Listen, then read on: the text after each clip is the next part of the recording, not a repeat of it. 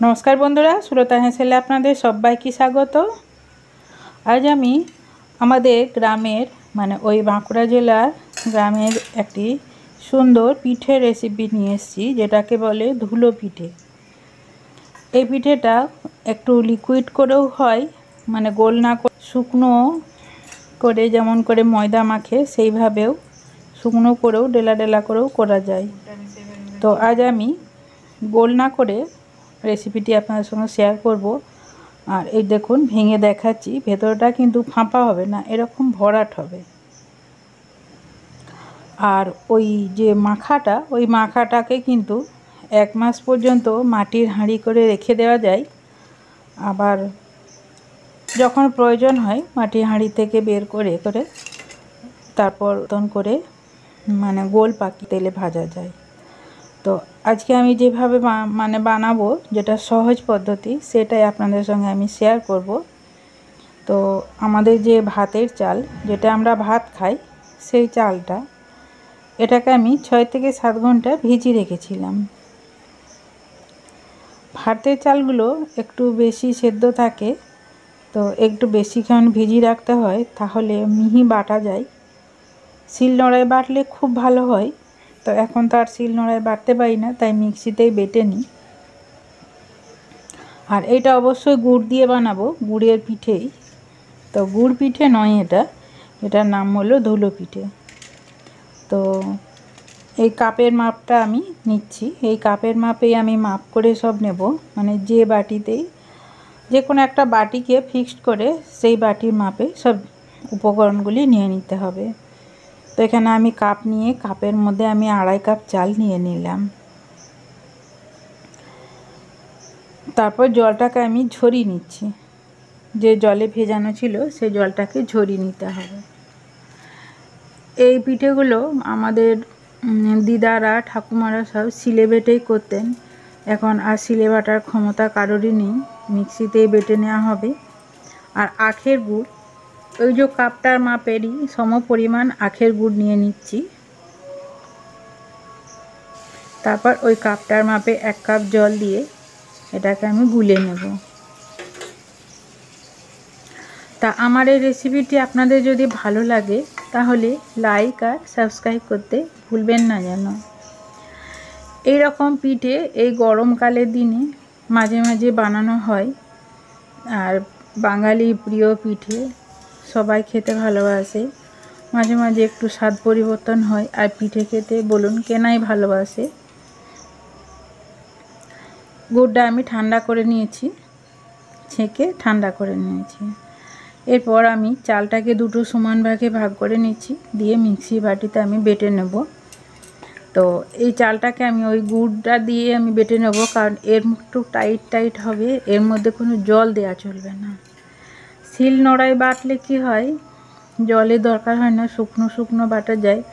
আর আমি যেহেতু মিক্সিতে বাটবো, তাই জল দিতে হবে, শুকনো চালটা তো বাটা যাবে না, মিহি হবে না।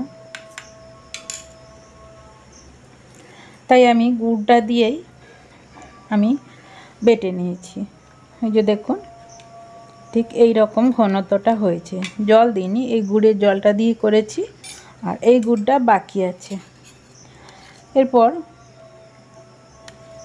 এই গুড়টার মধ্যে আমি ওই কাপের মাপের 1 কাপ ময়দা দিয়ে দিচ্ছি বাইন্ডিংয়ের জন্য। এটা শিলে বাটলে ময়দাটা একটু কম দিলেও হতো, 1/2 কাপ দিলেও হতো, বা চামচে করে 4 চামচ দিলেও হতো। কিংবা দিদারা কিন্তু খুব ভালো করে পারতেন, তারা কোনো ময়দারই ব্যবহার করতেন না। তো অতটা পটু আমি নই, তাই আমি এখানে ময়দা নিয়ে নিচ্ছি। নিয়ে আমি এটা মাখিয়ে নিলাম। তারপর আমি চালের গুঁড়ির সাথে মিশিয়ে ভালো করে ফেটিয়ে নেব। তারপর এটাকে আবার ঢাকা দিয়ে রেখে দেব। অন্তত ঘন্টা 2, কম করে হলেও ঘন্টা 2 এটাকে ঢেকে রেখে দিতে হবে। আর এর সঙ্গে আমি নুন দিয়ে দিয়েছি। তারপর এটাকে আমি ঢেকে 2 ঘন্টা পরে ফিরে আসছি। এই পর্যায়ে এসে বলি, যেসব বন্ধুরা আমার এই রেসিপিটি দেখছেন তারা যদি একটা লাইক দিতে ভুলে গেছেন, প্লিজ একটা লাইক দিয়ে দেবেন। 2 ঘন্টা পরে ফিরে এলাম। একটু ফেঁপেছে দেখুন। এরপর এর মধ্যে আমি কিছু মশলা মেশাবো। এরপর দিয়ে দিচ্ছি 1 চামচ মৌরি, 1 চামচ কালো জিরে, 1 চামচ জিরে গুঁড়ো, মানে যে গুঁড়োটা আমরা তরকারি রান্না করি সেই জিরে গুঁড়ো, আর একটু মিষ্টি সোডা 1 চামচ, ছোটো চামচের 1 চামচ মিষ্টি সোডা। সোডাটা কিন্তু দিতে হবে, তাহলে চালগুড়িটা ফুলবে ভালো। আর এখানে যেহেতু গুড়ের পরিমাণটা বেশি আছে, তাই গুড় পিঠে যেটা বলে তার মতন কিন্তু অতটা ফুলবে না, আর অতটা ফাঁপাও হবে না, ভেতরটা কিন্তু ভরাট হবে। তাই এইটাকে আমাদের বাঁকুড়া জেলায় বলে ধুলো পিঠে। আপনারা কেউ এই পিঠেটার কথা জানেন কি না আমি জানি না। এটাকে খুব ভালো করে ফেটাতে হবে, যতটা পারা যায় ফেটাবেন, যত বাতাস ঢুকবে ভেতরে তত পিঠেগুলো ফুলবে। আর এই চালের বাটাটা যতটা সম্ভব মিহি করতে পারলে খুব ভালো হয়, তবে একটু দানা দানা থাকলেও অসুবিধা নেই। তারপর ঠিক এইভাবে একের পর এক পিঠেগুলোকে আমি ভেজে নেব। প্রথমে তেলটাকে খুব ভালো করে গরম করে নিতে হবে, তারপর আঁচটাকে মিডিয়াম টু লো এর মধ্যে রাখতে হবে। তারপর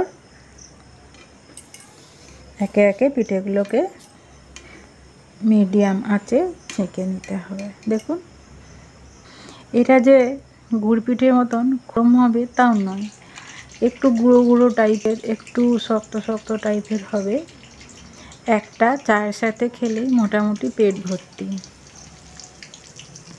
সকালের ব্রেকফাস্টে চটজলদি এটা বানিয়ে নেওয়া যায়, তবে প্রস্তুতিটা আগের দিন রাত থেকে নিতে হয়, কারণ চালটাকে ভিজিয়ে রাখতে হয়।